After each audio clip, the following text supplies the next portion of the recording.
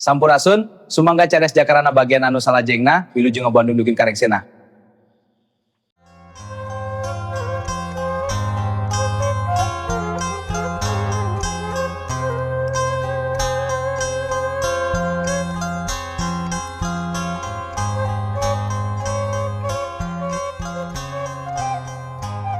Assalamualaikum warahmatullahi wabarakatuh. Sampurasun wargi-wargi Mang Dedi baraya-baraya ki Sunda di mana be ayana. Alhamdulillah kiwari atuh Mang baris neruskeun ieu carita jakarana bagian anu ka-75 na. Nya sakumaha nu kantos di Bandungan dinahan can nu katunda bagian ka-74 na. Padaran Mang Dedi kasapih wanci dina mangsana medarkeun kaayaan alam ti peuting di lembur Sindang Sari, khusus nama ka Abah Badrowi anu kalengitan tawanan anu diteundeun di imah Jabelan nyatana di bumina Bapak Kubu. Malah Bapak Kubu tos teu araya jeung si ibunya kitu deui atuh si Ibi Ijah pembantu teh. Mun rek upload dongeng Mang Dedi izin atuh minimal bebeja ka ahli warisna. Ulah asal upload we.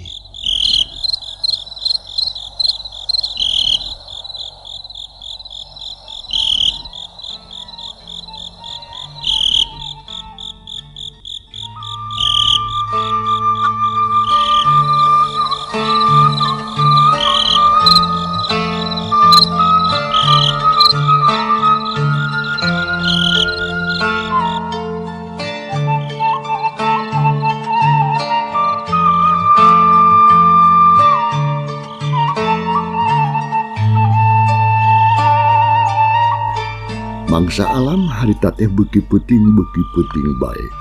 Da eta mah Bah Wadrowi kaluar ka jero kapipir terus nguriling bari jeung jemrat-jemris ngecemih ngomong sorangan. Bari jeung ngajega dina lawang panto. Sanggeus kitu gidi deui atuh leumpang deui muru kana panto dapur anu geus engab cerut turun kapipir. Jeung tungak tengok tumpat tempok ka kebon sampu anu rajin pipireun imah Pakubu. Breh ka tempo tangkal sampu aya anu pareungga sagala rupa jiga-jiga urut kadupak. Wah, jiganya kabur ta si wawalak. Kadieu kabur teh ieu badan hade sok sia. Rek lumpat ka mana sia Kubu? Sok sanajan lumpat ka tungtung langit oge sia. Geus pasti bakal benang sia ku aing mah wabalak. Cek Bah Wadrowi seserian nelenggakan teu beda we juga ras arahwana. Sedengkeun eueuh pikasirieun harita teh. Sanggeus kitu mah Bah Wadrowi atuh teu micenan waktu.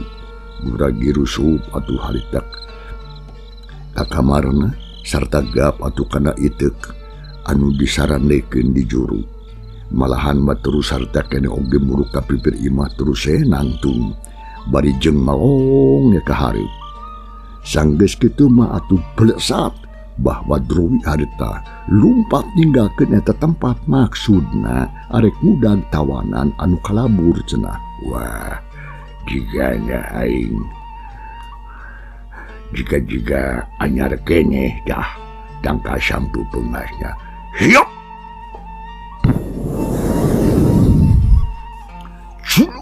atuh harita Bah Wadrowi awakna jiga nu ngangkang serebot atuh muni lumpat tarik pisan.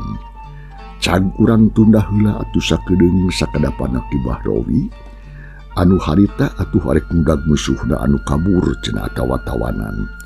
Ayeuna urang malikan deui nyaritakeun Mang Japar saparakanca nu ayeuna keur aya di perjalanan cenah deuk ngajugjug ka Tegahonye anu jadi tempat dumukna Nyimayang Katut Sinire Rusi.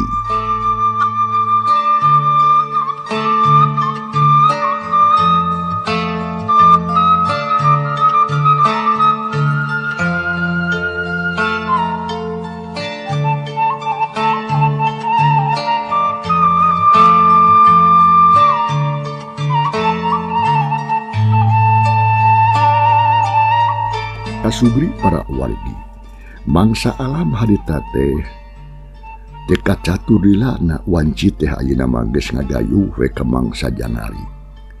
Di hiji pasir aya sabaraha urang jalma anu keur nalikeureuh we laleumpang tong tayalian pakuwu sabatur-batur. Sok sanajan leumpangna atuh teu pati gancang da punggu kayaan alam poek harita. Sajabana ti kitu teh jalan anu kaliwatan teh meni barala loba tutuwuhan jeung jujukutan anu jarangkung halangan jalan. Parandene kitu sakabehna atuh geus ngarasa teu ngarasa aral nya terus we maksakeun lumampah. Ambu Rodiah jeung Bi Ijah geus kacida pisan capeunana suku karasa leuleus awakna gelungse da pugu atuh geus leumpang anu sakitu cukup jauhna. Amana umah urang teh geus capek ambu mah ya. Nah jauh kene ieu teh kitu ka mana atuh tujuan urang teh ngadon apruk-aprukan asur-asurkan kan bala. Si ambu harita nanya ka paku bari jeung muntangan kana leungeunna. Ngadenge kitu mah watir oge pakuwu teh kanu jadi pamajikan. Ambu jeung sabar heula. Wayahnya we capek oge. Rek upload Anu pentingnya mah urang bisa bebas heula ti ieu mah. Jaka ahli warisna. Musuh. Ulah asal upload wi. Nah nasib urang teh nepikeun kalebahan meni jadi kieu bet kudu ngalaman sangsara sarerea. Hirup teh ngadon udag-udag kudu jarahat we beramana. Kitu cek si ambu. Ngomongna bari jeung cumalima estuning matak pikawatireun. Ambu lamun ayeuna urang kudu ngalaman kieu nya wayahna we. Sing sabar jeung sing ikhlas. Sabab ieu sakabehna oge geus tangtu cocoba pikeun urang. Tapi teu kudu leutik hate da puguh lain urang unggul samalah sakur urang lemur ge ayeuna teh apan sarua keur ngarasakeun kasusah. Nya teu beda we jeung urang. Cek bapakku ngabeberah hate nu jadi bojona. Sangkan sabar jeung sadar. Jeung tumarima kana nonu pasagala cocoba anu ayeuna keur tumibah ka sakur urang lembur Sindang Sari. Bareg atuh harita eureun heula dapu bapakku oge keur matu sepuh sarua ngarasa capek. Ayah Jang Japar abdi Aya naon? wah kumaha lamun urang eureun heula kedeung karunya ka si ambu yeuh jeung Bi Ijah geus kacida cara peunana. Jidana aman di dieu mah yeuh. Da ceuk karasaan geus jauh ti lembur anggang ti desa.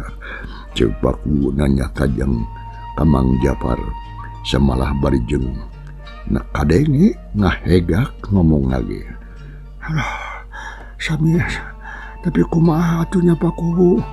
Abdi mah sok sieun aya anu mudag we ka dieu. Ceuk Mang Japar hatena ngarasa hariwang tur salempang lantaran sok sieun aya nu mudag cenah ti pihak musuh. Nya saredap atuh Mang.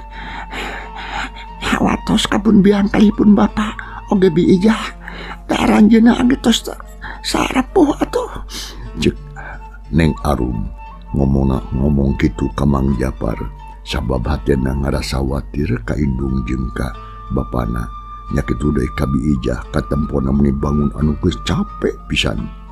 Sarta terus atuh harita ngadeukeutan ka si ambu bari jeung terus ngusapan kesan anu renung tina punuk jeung beheungna. Ya teu sawios ari kitu mah atuh pakuwu. Tapi ulah lami teuing ya. Terus terang Mang teh ngarasa hariwang.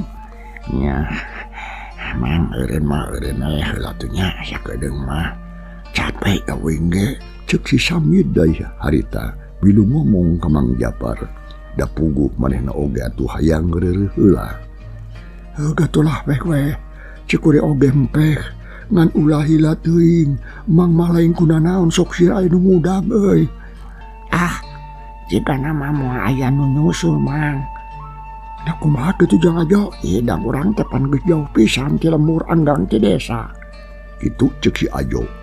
Bari jeung terus pena oge rada teret diangat tempat anu rada ngeunah keur dipake reureuh.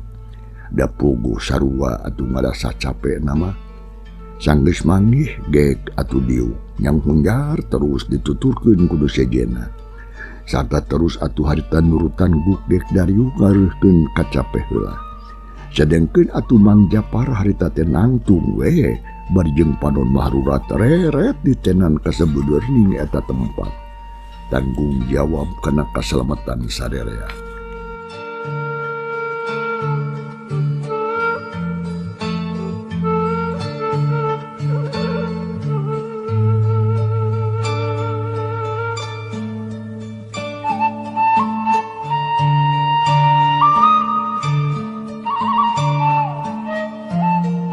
Sabot keur kitu teu kanyahoan deui atuh. Anak curela cileg-cilegedeg aya saurang nang tangtungan manusia. Anu nangtung ngapedega hareupeun anu tayalian Bah Badrowi anu harita geus tepi kalebah dinya. Nempuh kitu saere muni ngaranjung sarta awakna oge meni ngaleper ngadeg-deg meni panas tiris. Komo sanggeus jelas maka jelema anu ayeuna aya hareupeun anak maranehna. Saurang oge eueuh anu bisa ngomong da puguh atuh gempeur. Aduh, dadakuna mah le kalabur ka mana sia kubu. Bangkawara sia ku aing geus dibere hirup payah rek kabur. Upload dongeng Mang Dedi izin atuh. Sugana bener sia mah yang dipodaran ku aing ku.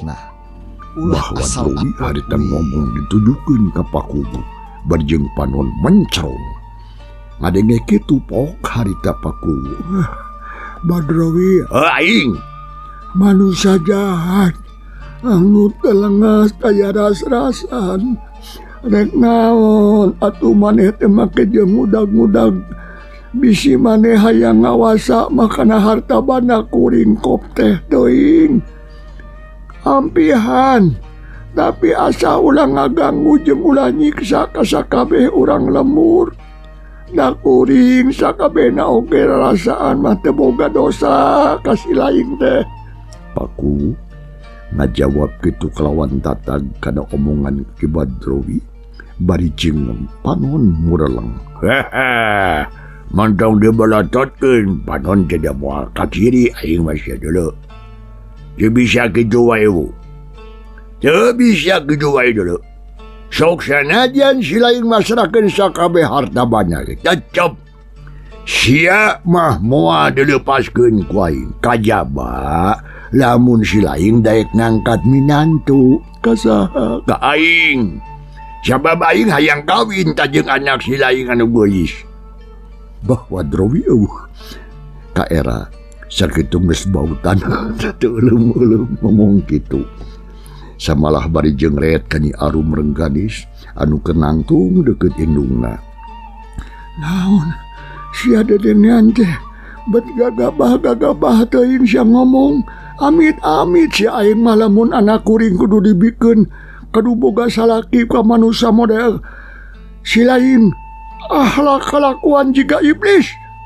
Sok sanajan rup ku padung rap ku lemah oge sia deuleuh. Awah bikeun aing mah sia moal mikeun anak ka si lain. Tuh sia Kecerot. Paku harita nyiduh ka hareupeun Bah Badrowi atuh puguh we. Bakatku ijid meureun pakuwu teh. Hatena muni panas asa dihina jeung asa dicacampah ku musuhna. Barang narima omongan ti pakuwu kitu puguh atuh. Teu beda we juga bensin diasongan seuneu Bah Badrowi awakna meningai kidir. Sarta tetep pasini hiuk eta itek diayunkeun rek dipake ngababuk sirah Bapak Kuwu. Hiuk itek ngolebat ngarah kana sirah Pakuwu. Tapi Mang Japar nanti tadi sayaga atau cicicingan harta kena serepet ngalugas bedong. Bari jelang atuh hadita kena oge luncat beli luhur pisan kahareupeun Mbah Wadrowi.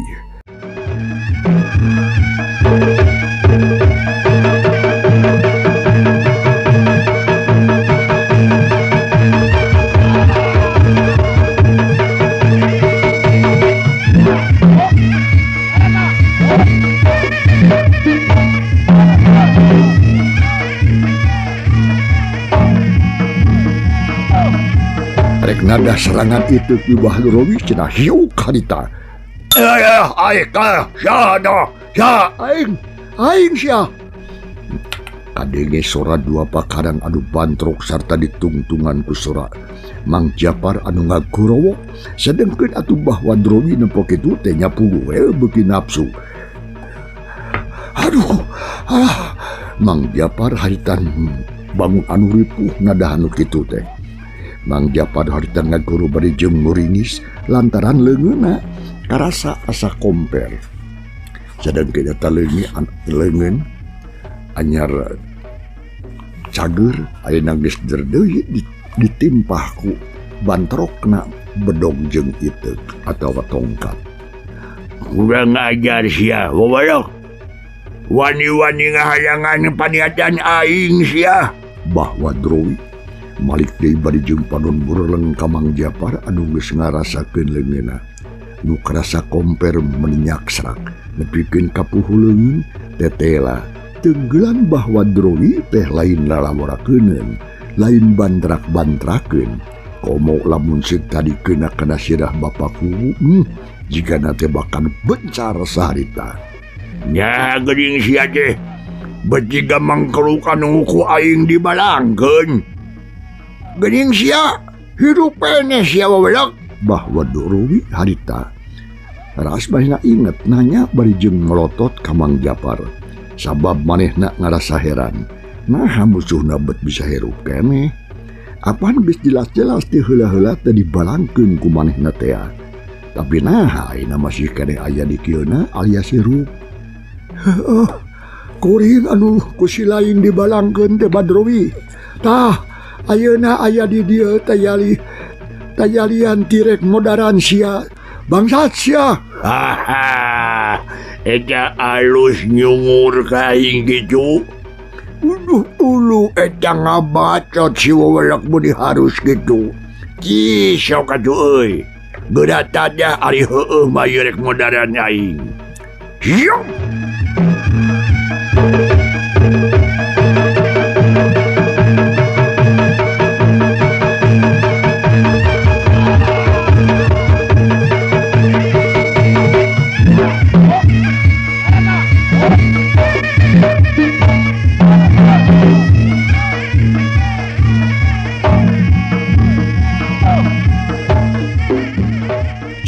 Atuh Mbah Wadrowi harta kene narajang etikna ngolebat arek ngababu kana bincurangna Mang Japar.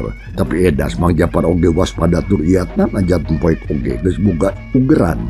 Barang itu ngolebat jelang luncat atuh kaluhur. Yung keplos atuh juralit Mang Japar ngajuralitkeun awakna ka tukang. Gejeling atuh sukuna nincak deui lemah. Tapi karek oge napak sakilat cileng atuh Mbah Wadrowi luncat luhur pisan. Iteupna ngolebat arek ngahanca kana sirah Mang Japar. Sorana kadenge meunikeun ka ngahiung bangbaraan.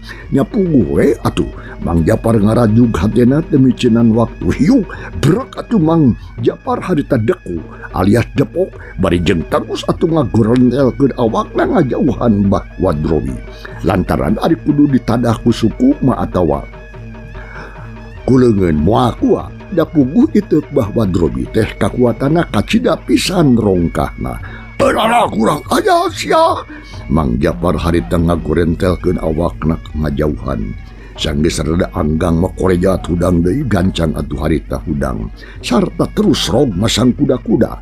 Panon mencrong ka hareup nitenan gerakan-gerakan musuh anu harita keur mureleng ka manehna. Ari Mbah Wadrowi sase deui. Rek nayan Mang Japar teh sabab cenah da moal lila ieu pajarkeun teh. bahwa Drowi hari cakakak seri jika ucing muruk berit tapi teu dihakan langsung tapi dipakai heureuy heula. Boncong ngejad sia kunyuk. Upload dongeng Mang Lain Dedi hayang anu mojar sia. minimal bebeja ka ahli Kayak warisna. ngabacot we sia Ulah harus asal gawalak. upload we. Rasyakeun sia ieu. Hiap. Syung atuh harita. Tongkat ngebah Badrobi menengah hiung bang baraan. Bari jeung luncat harita kene ka hareupeun Mang Japar anu keur atuh muterkeun itu kena harita teh Mbah Badrowi di luhureun sirahna sora menengah hiung bang baraan sedengkeun panuna anu bolotot katempo bubulakan ngawaskeun ka Mang Japar nu harita geus saya gadek ngayunan musuh sakuat tenaga siap atuh Mbah Badrowi narajang deui jeung nyabetkeun itu kena anu depi andal ari anu dimaksud derek ngababad sukuna Mang Japar cenah yang jelepung awak Mang Japar sakilat atuh ngajelepung menikeun kaluhur yang keplos pan narajang Mbah Badrowi ngeplos nahakan angin teu kena kana sasaran tah sabot keur kitu sakilat Mang Japar nyabetkeun bedogna arek dipake nigas tak-takna cenah Mbah Badrowi tapi edas kacida pisan rancingeusna barang nempo bedog musuhna ngolewat sakilat ditadahku itu yang harita sia moal benang sia anjing sok sia untung ku aing ditakis anak kuat atuh harita Mang Japar ngaguak bakat kureuwas kareureunnakeun sedengkeun bedogna atuh ngacleng jauh pisan teuing ka mana jeleng Mang Japar mundur ka tukang bari jeung terus adu-aduhan leungeun karasa sing sireumeun di Mbah Badrowi mah kakuatanna lain bantrak-bantrakeun Mang Japar humarurung harita nempo musuhna anu keur ngarasakeun kanyeri Mbah Badrowi mah atuh geus teu asa-asa dina gerakan nu kacida gancangna sakilat eta ieu ngolewat ngahancak kana tonggongna Mang Japar syung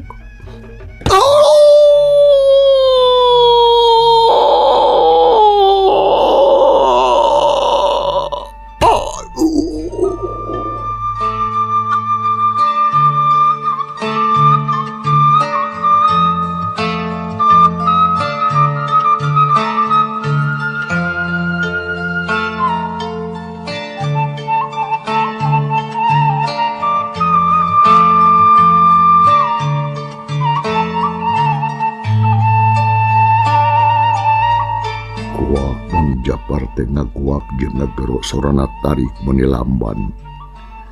Truk awak Mang Japar harita rubuh teu hudang deui. Nyaksian kaayaan kitu bapakku jeung anu sejen-sejena meuning ngaranjung. Samalah awakna oge kabeh meuning ngaleper. Komo lamun ceuk ti beurang beureun bakal katempo beungeutna parias jiga nu eueuh getih. Dapung atuh bakat kureuwas jeung sieun di Mbah Badrowi. Sedengkeun harita Neng Arum barang nempo Mang Japar anu harita geus rubuh kacida pisan salempangna. Kalawan teu mikir panjang sakilat, hacilung atuh harita. Neng Arum atuh luncat muru ka Mang Japar anu harita kegegerungan atuh bari jeung cingogo gigireun. Barang tapi atuhnya Arum gok cingogo gigireun Mang Japar anu ripuh kaayaanana. Mang Nyi Arum gegeroan bari jeung leungeunna ngarampaan kana awak Mang Japar anu keur ngarengkol bari jeung teu eureun-eureun humarurung ngararasakeun kanyeri anu pohara. Enggak lumpat, keun bae Mang mah. Kan bae Mang mah tinggalkeun bae di dieu. Sok enggak lumpat. Mama. Sok sana dugikeun kaja oge abdi mah moal tega. Lamun kadang ngantunkeun Mamang di dieu. Anu sakitu toh pati jiwa raga ngabelaan ka abdi sareng kasadayana. Neng, sakali ieu mah Mang menta sangka nurut kana kayang Mang. Tong hariwang da Mang mah moal nanaon. Mang Japar maksakeun maneh ngomong kitu ka Neng Arum sarta mere parentah sangka Nyi Arum jeung sakabehna kudu gancang-gancang ninggalkeun eta tempat.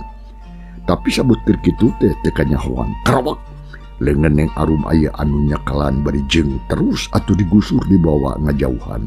Awak Mang Japar anu keur ngagoler. Atuh puguh we nyi arum jadi rewas.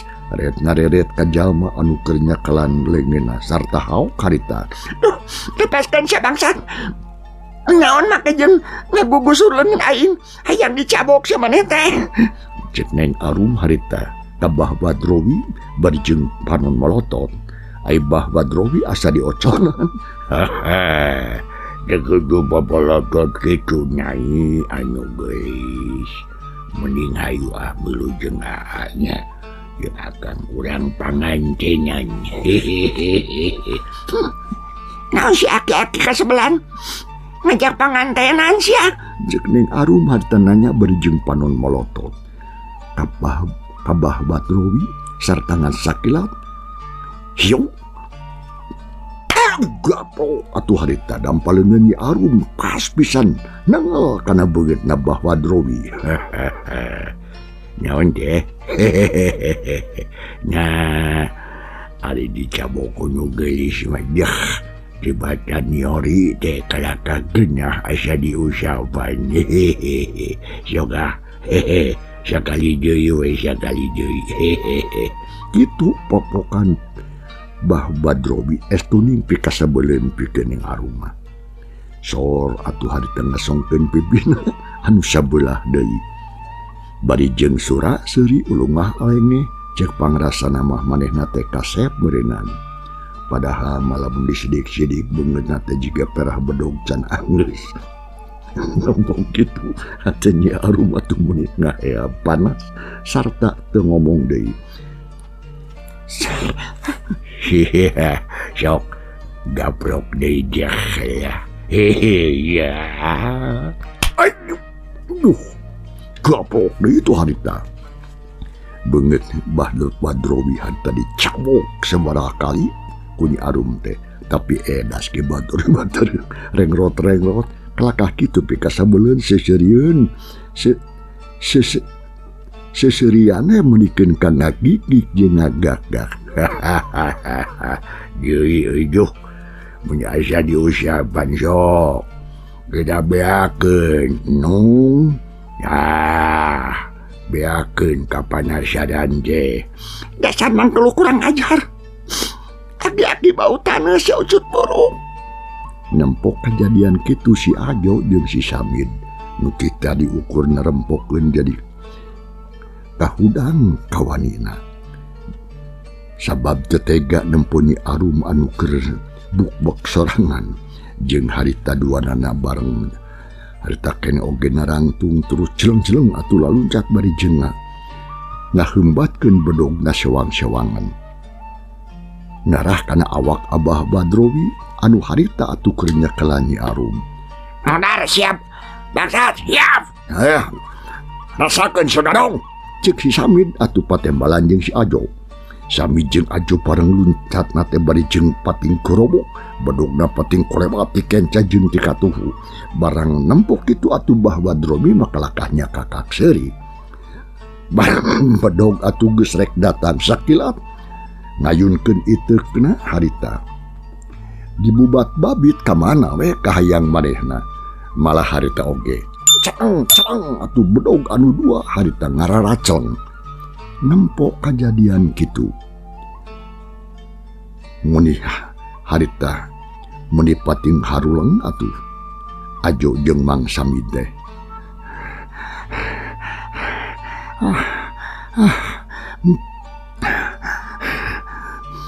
Dua bedog racun menisakan kilat pisan. Bedog Ajo jeung bedog Samidnya kitu kene. Racun sekilat oge geus leupas tina panyekel sadengkeun anu bogana duarana oge pating keleuweuh. Alah.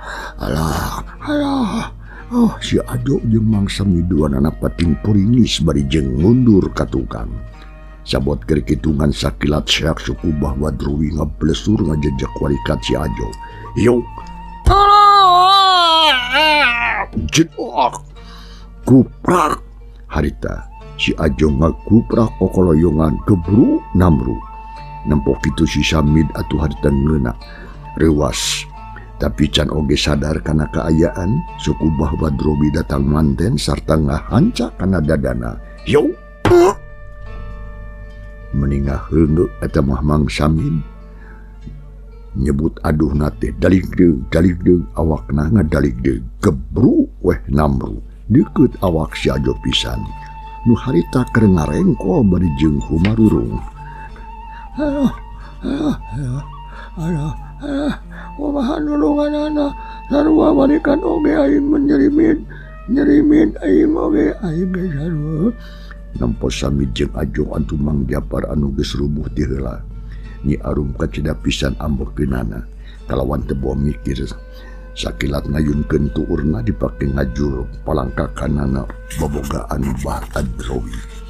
Hiu atuh harita.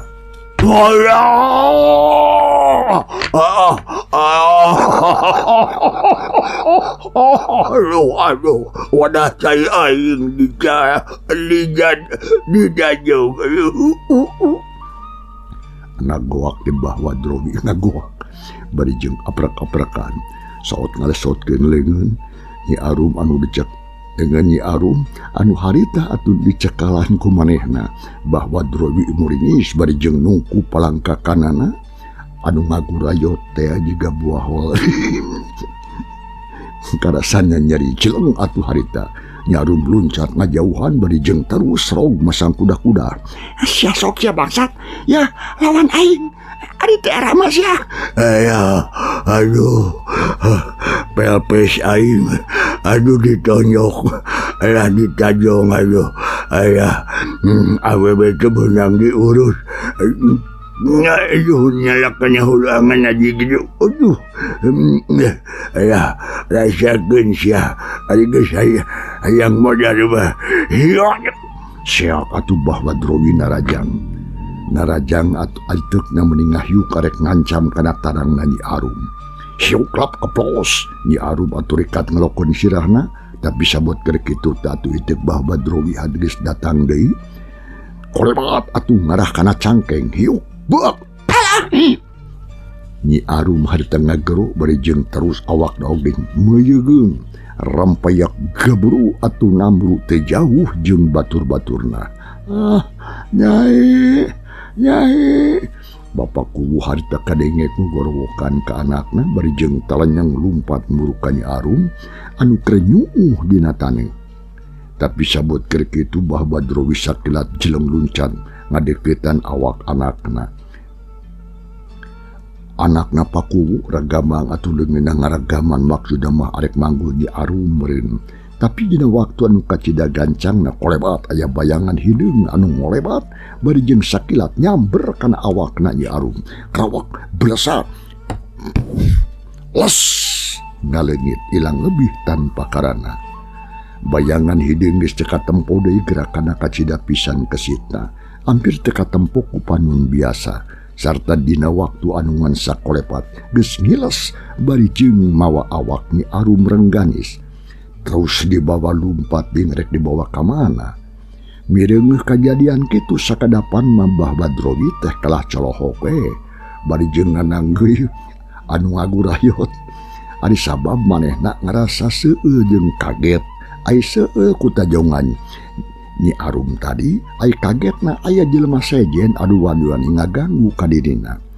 Tapi teu lila manehna oge atuh gancang sadar kana kaayaan. Goblok deh. Urang ajar sia. Make jeung aya nu wani-wani pipilueun kana urusan aing.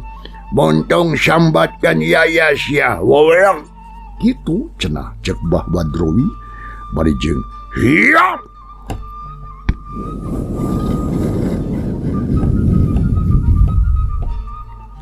Cak para pamirsa, ya carita urang tunda heula kumaha atuh lajenganana insyaallah. Mudah-mudahan urang aya dina sehat tiasa ditepangkeun deui sanjujutan carita jakarana dina bagian anu ka-76. Teu hilap Mang Dedi ngatukeun nuhun kumaha rupi perhatosanana ujang kantun kasadayana. Kada hilap like, subscribe, komen, jeung loncengna. Wassalamualaikum warahmatullahi wabarakatuh.